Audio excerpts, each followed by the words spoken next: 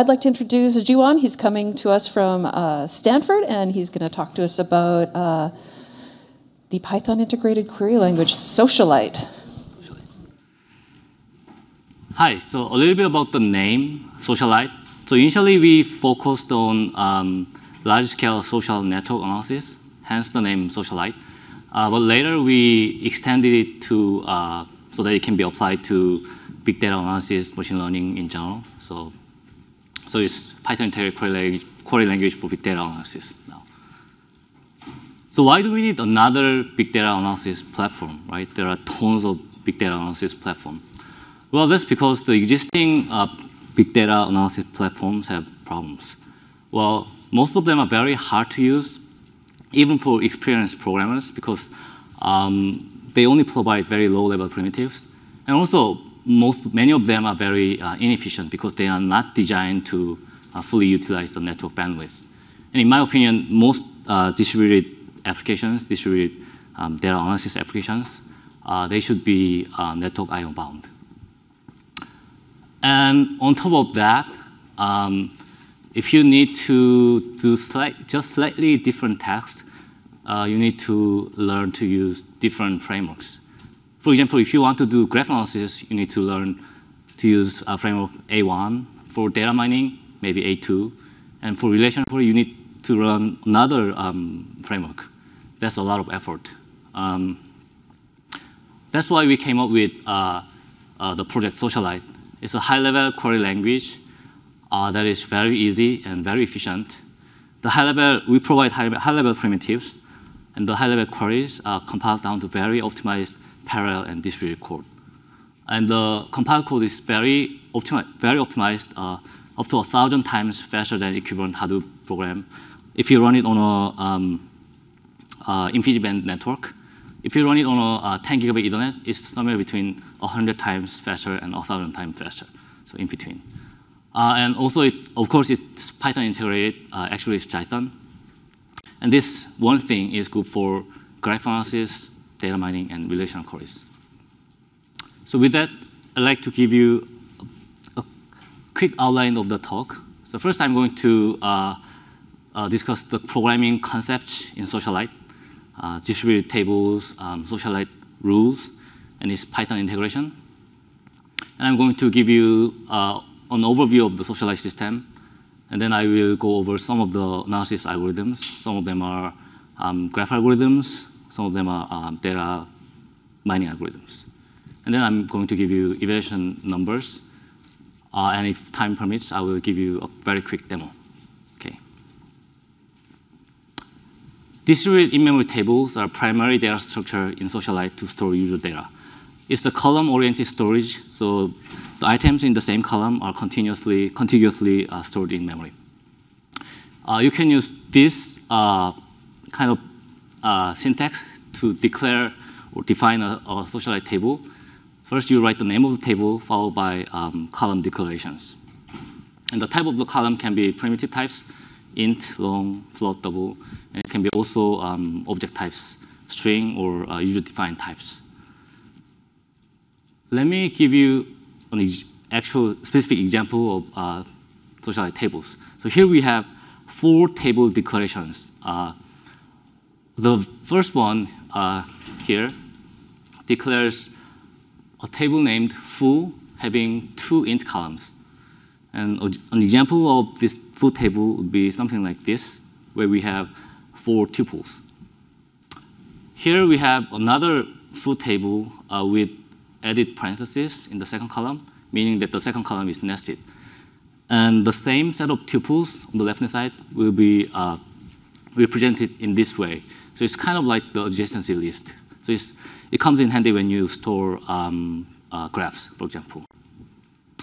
The third one here, with the added angular bracket, it declares a distributed table where we partition the table with respect to the value of this what's called partitioning column with this angular bracket here.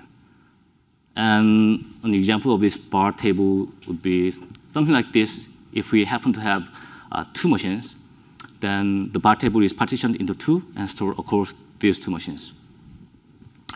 The last one has 0.10 in addition to the angular bracket. It's basically called range operator. 0.10 is range operator. And you indicate that the value of that column is within that range. If you have that range operator, we apply range-based partitioning, where the tuples whose first column value is between 0 to 5 are stored in machine 1 if you have 2 machines, and tuples whose first column value is 6 to 10 are stored in machine 2, like this.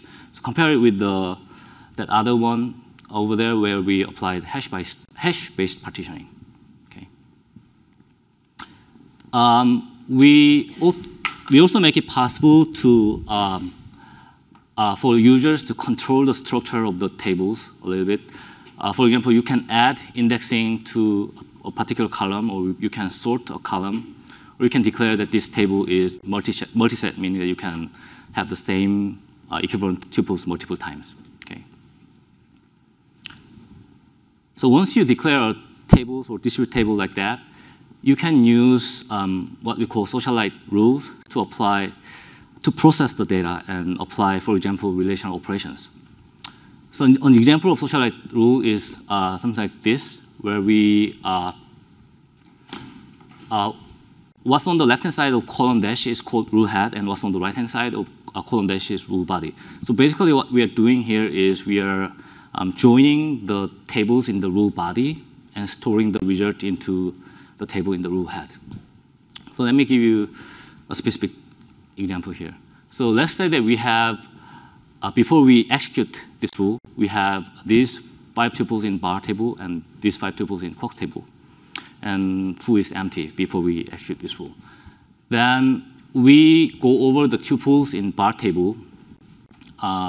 And for each tuple in bar table, we go over tuples in quotes table and try to find a matching tuple where the second column of bar table matches the first column of the quotes table. Because we use the same variable name here, same variable name B, same variable name B in the second column of bar table and the first column of quotes table. So for this very first tuple here, we have 2 matching tuples in quotes table here. So we store the result of the join operation into the foo table. And we have 1 more matching tuple here. So after we evaluate this rule, we have 3 tuples in foo table. Okay. If you have a constant value instead of variable name in the columns, that means that you want to select the tuples whose that column value is that constant. So basically, you select those tuples with, in this case, whose first column value is 1, and then do the join operation. Let's have another look at this example here. Because these tables are distributed tables, and assuming we have 2 machines, these tables are partitioned and stored across these 2 machines. For this tuple in bar table, to do the join operation, we have matching tuple in machine 2. So for that, we need to send this tuple across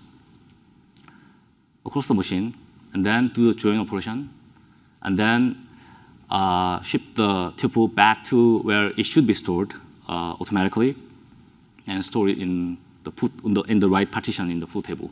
So we do that automatically, and of course we accumulate some number of tuples in a temporary table and transfer the entire table as a single message. And we try our best to pipeline the computation and this communication, and so that you can fully utilize all the CPU and network bandwidth as well.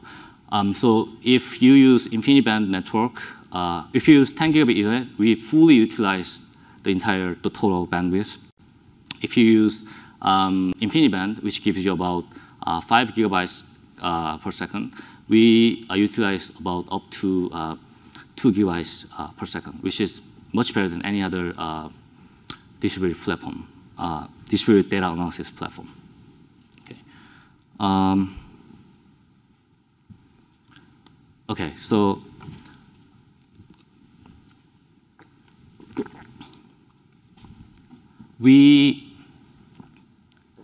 the tuple transfer is kind of determined by the order of tables. So here in the previous case, we have bar table first, and then quotes table next. So in that case, we try to ship the tuple in bar table to where the matching tuple in quotes table are located. But if you reverse it and have quotes table first, and then bar table next, then we try to ship the tuple in quotes table to where the matching tuples in bar table should be located for the join operation. So let's go back to the previous example, where for the tuple in bar table, A, B, the matching tuple in quotes table, which is B, C, we know where the matching tuples in quotes table are located because we know the value of B, which is in the partitioning column of quotes table. But if you reverse these two and have quotes table first, then for the tuple in quotes table, we do not know where the matching tuples in bar table should be because we do not know the value of A variable. So in that case, we need to distribute, broadcast the tuple in quotes table to the rest of the machines. Depending on the relative size of the tables, this may be better or worse than the previous case.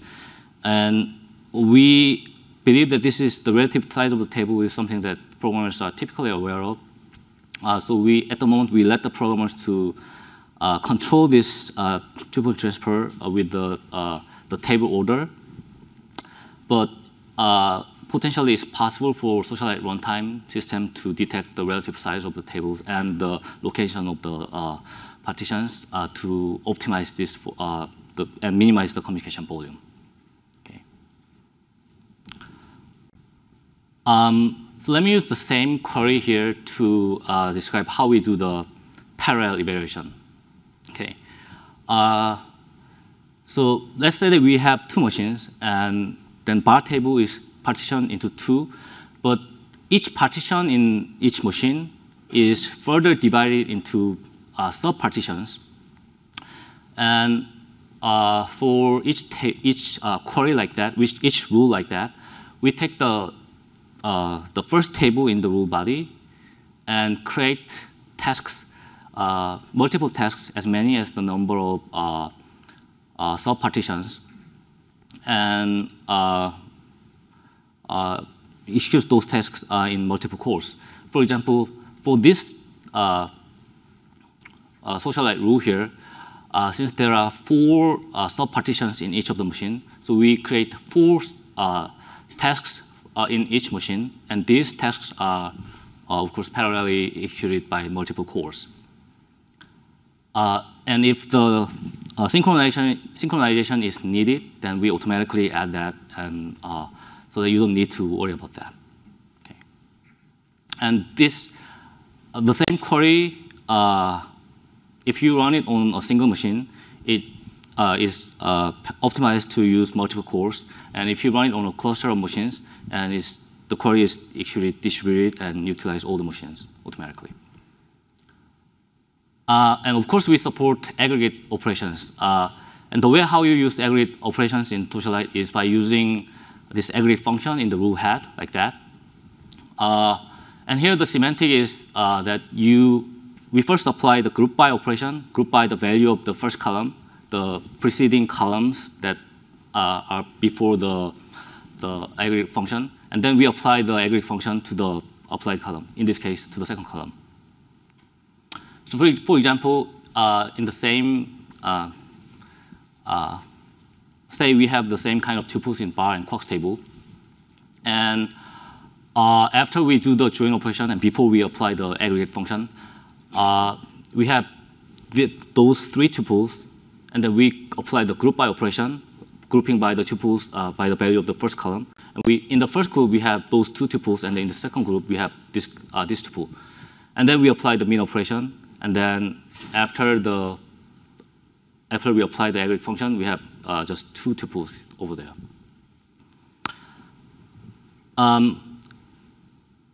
We have built-in aggregate functions for common aggregate operations. For example, min, max, sum, average, and argmin.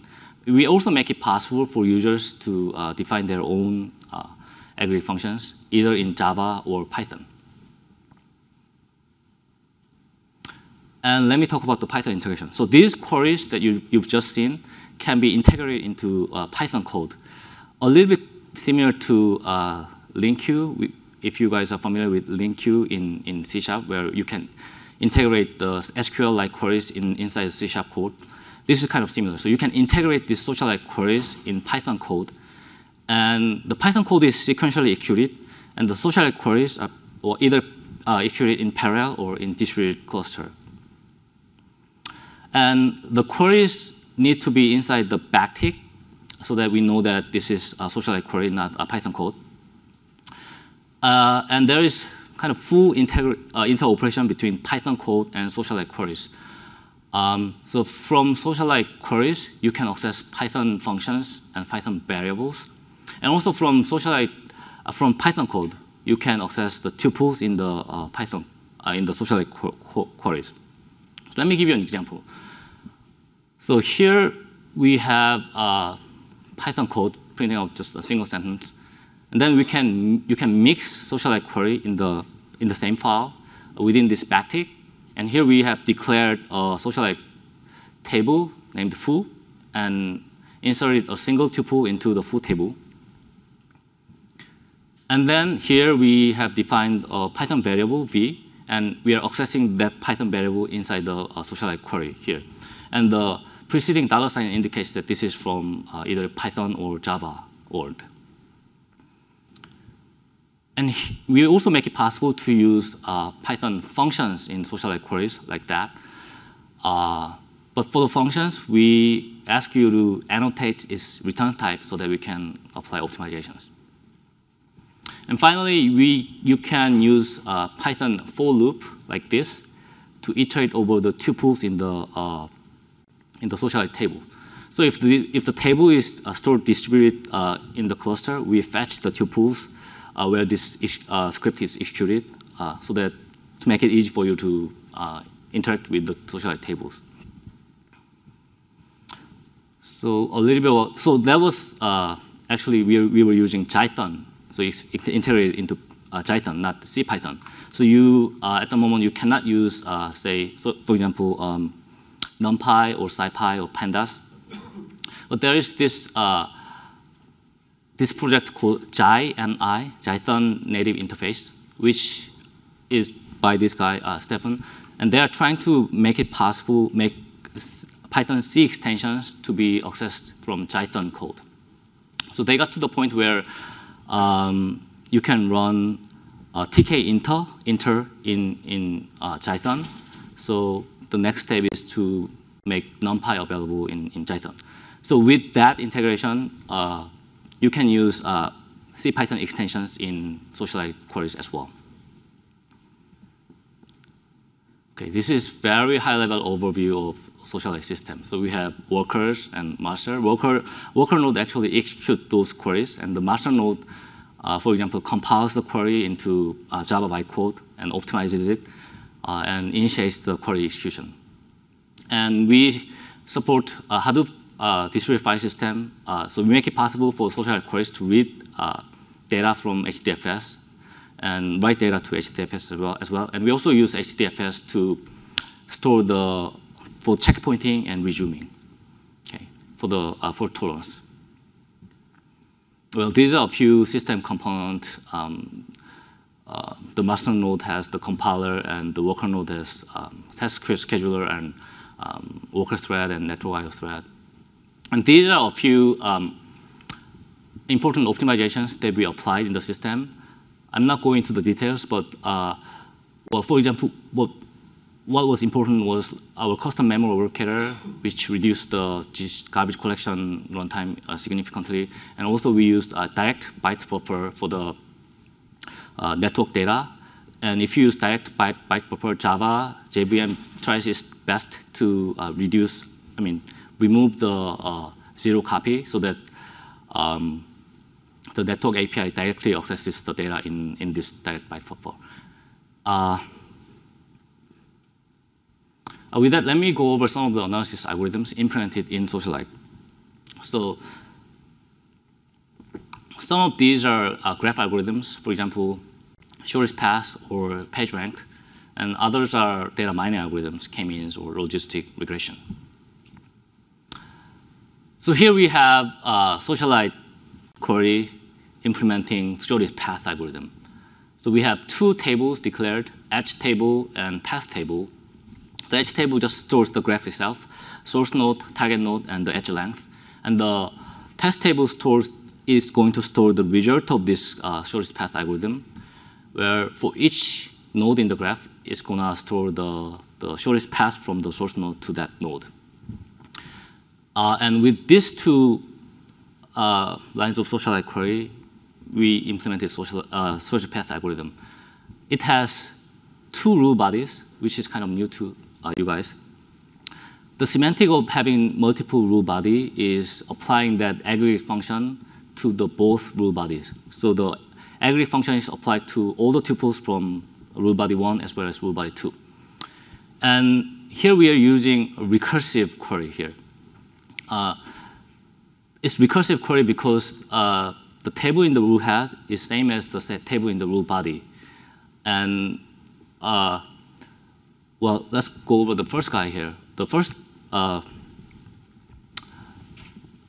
this rule body here is the base case of the recursion, where you're saying that the shortest distance to the source node, t, is 0, of course. And that is inserted into the path table. And that triggers this recursive part, where for that tuple, we are going over the edges of that source node and try to update the distance, shortest distance to those neighbor node by the shortest path to that source node by adding that with the edge length. And if that actually updated the path table, if that was like smaller than the previous shortest distance, then it's gonna trigger another recursion here, and that is repeated until it reaches fixed point, or in other words, there's no changes to the path table. Because of the nature of this mean aggregate function, we can optimize this query to use Dijkstra's algorithm if it runs on a single machine with single core, or we can turn this into what's called parallel data stepping algorithm, which is fastest parallel shortest path algorithm.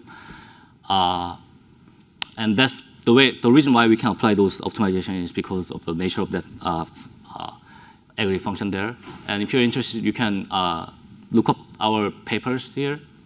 Just search with SociaLite and my name, Jiwon, and you're going to have a few papers which describes some of the theoretic background.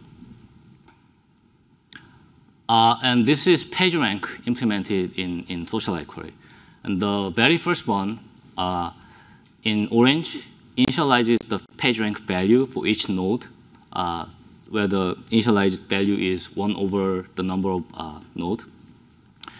And in this for loop here, we are trying to update the PageRank value of node pi at iteration t plus 1 using the PageRank value pi of pj at iteration t. So I'm not going to go into the details, but let's compare this with the Wikipedia description of the algorithm, where here we are initializing the PageRank value, which maps to that orange guy. And here, this equation is to update the PageRank value at iteration t plus 1 for node pi using node pi's PageRank value at iteration t, which very naturally maps to the, in my opinion, maps to this SociaLite query, where this constant part maps to the first guy, red one over there, where we are using the damping factor 0.85. And this second part maps to the green one over there. Notice that this is, although we use the same table name, rank, over there, this is not a recursive query because we are updating the values at t plus 1 using the value at T, so this cannot trigger the recursion here. Okay. So that was a PageRank algorithm. And let's go over some of the data mining algorithms. So k-means is a clustering algorithm. Given a set of data points, you are grouping those data points into k groups, right?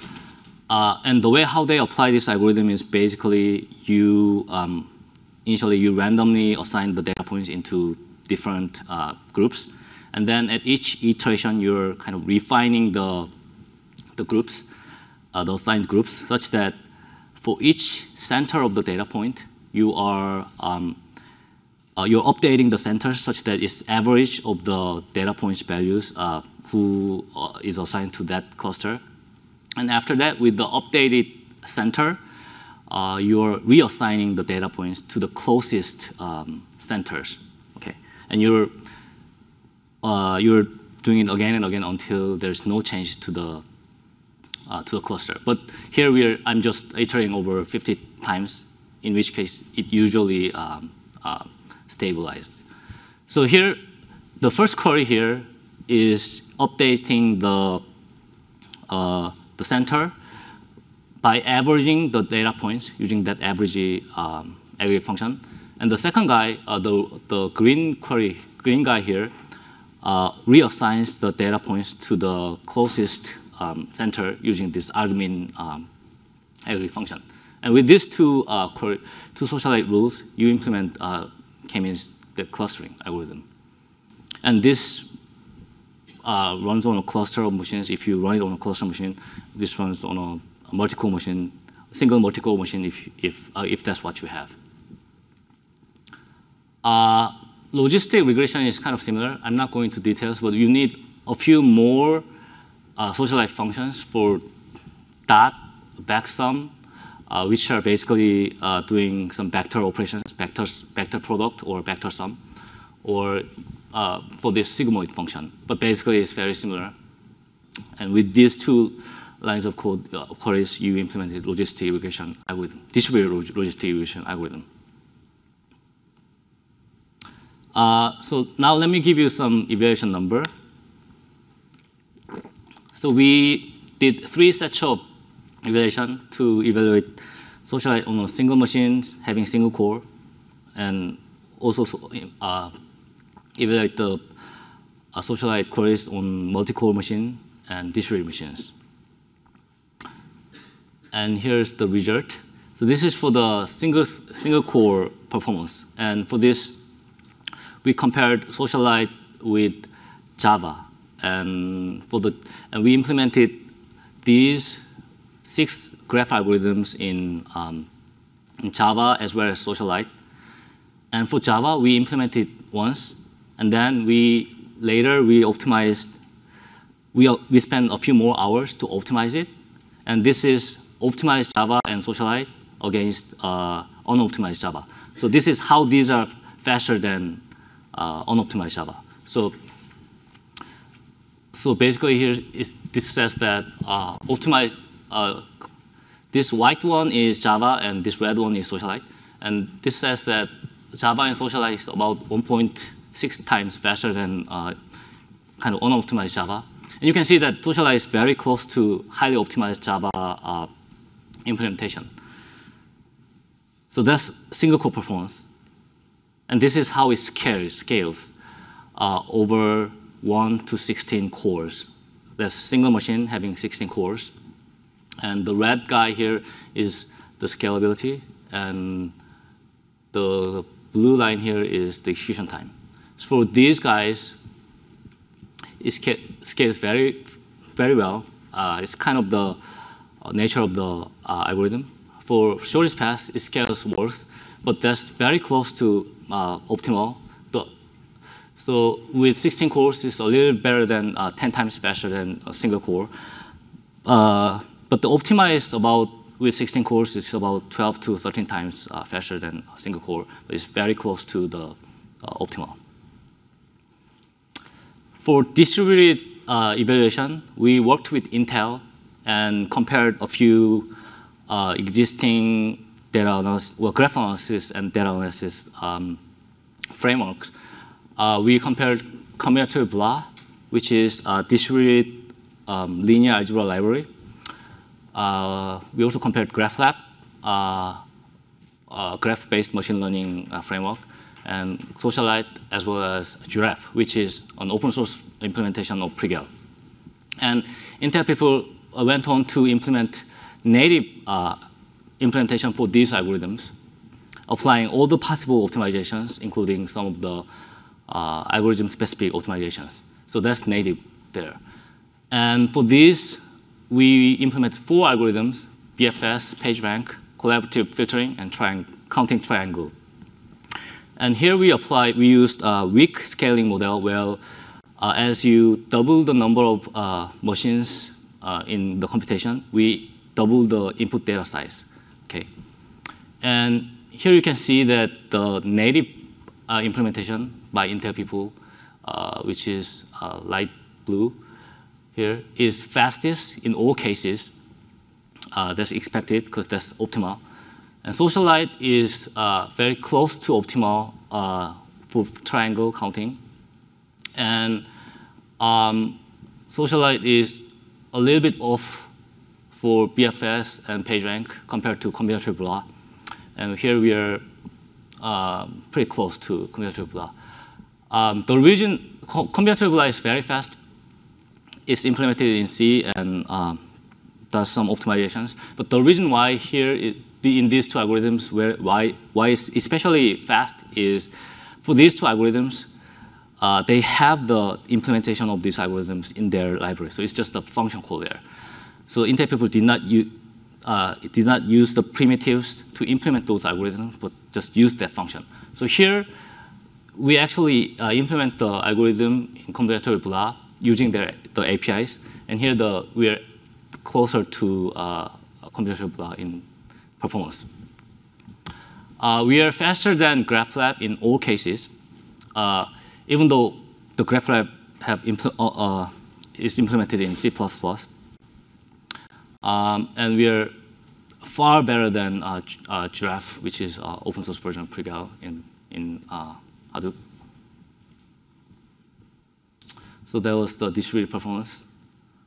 And I think I have time for a very quick demo. So here in this demo, I'm going to go over, scrape the PyData file to get the talks, PyData, the title of the talks, and then count the words in the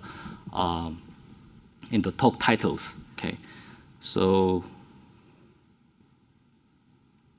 here we have a SociaLite shell, which is basically a Python shell extended to run SociaLite queries. So you can just use any Python command or anything here. Okay, and here in this other window, I have implemented a function that scrapes the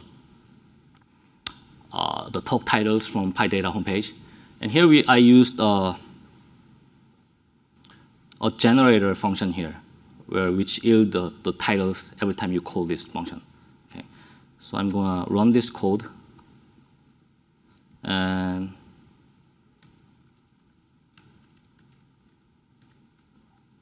so it's going to fetch the title, and it shows the title here, right?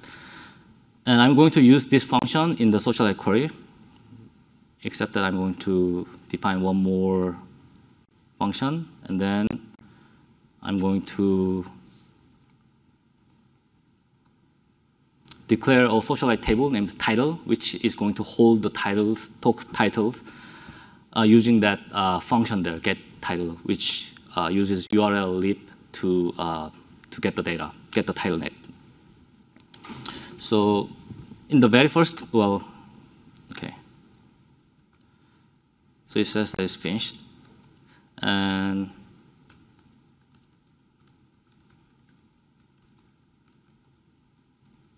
so these are the titles, PyData title, talk titles. And I'm going to define another table which is going to store the word counting. Okay, so which basically goes over the titles and using this built-in function to split the title by white space and iterates over those words. And for each word, I'm going to increment the frequency by 1. So let me go over the word table and see which words are kind of popular.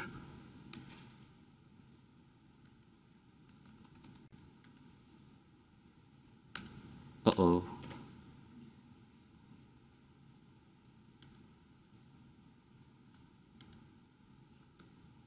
Oops.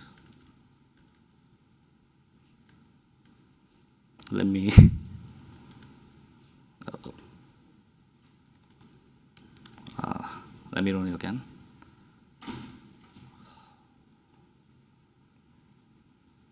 I'm going to grab the entire thing and run it again. So initially, it takes some time to import the. Okay. Jeez. So here we have a word and countings whose counting is larger than 3. So here we have a few what should have been stop words. And of course, we have a lot of data mentioned, Python as well. But what's interesting is there are 4 talks about either using scikit, I guess, or about the scikit itself. So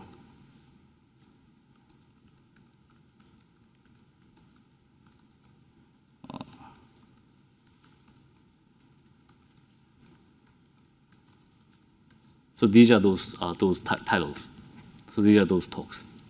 So you can see that using SociaLite query and mixing it with Python is easy to very easy to do some analysis. And here I'm running this on my laptop, but you can imagine that running it on a cluster is just basically the very same process. Okay. So that was the demo, and well. So here's the summary. SociaLite is a distributed query language, and it's very easy and very fast, up to 1,000 times faster than Hadoop. And it has very nice integration with Python. And we have implemented a few algorithms in SociaLite, and its performance is very competitive. And if you're interested, you can go to this website here, socialite.stanford.edu, to try it out.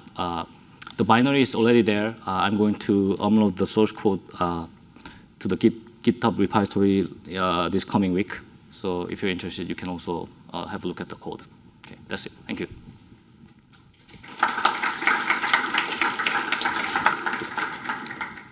Do we have time for questions?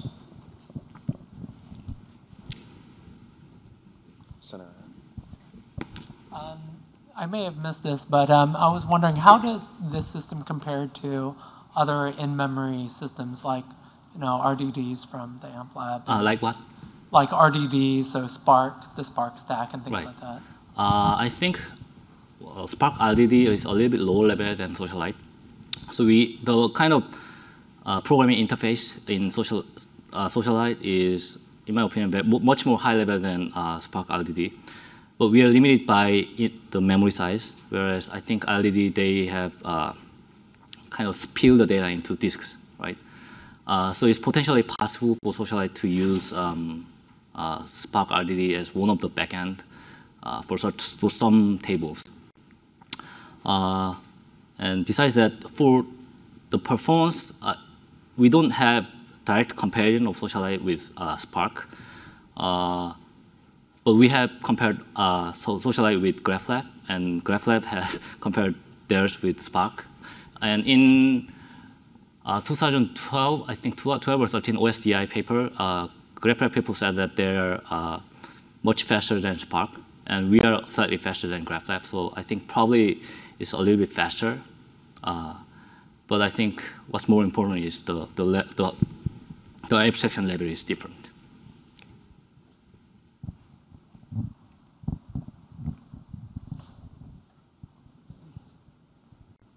Other questions?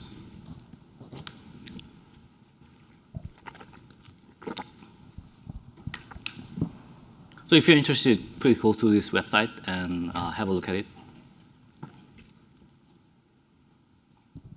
Can we give him a hand? Thank you.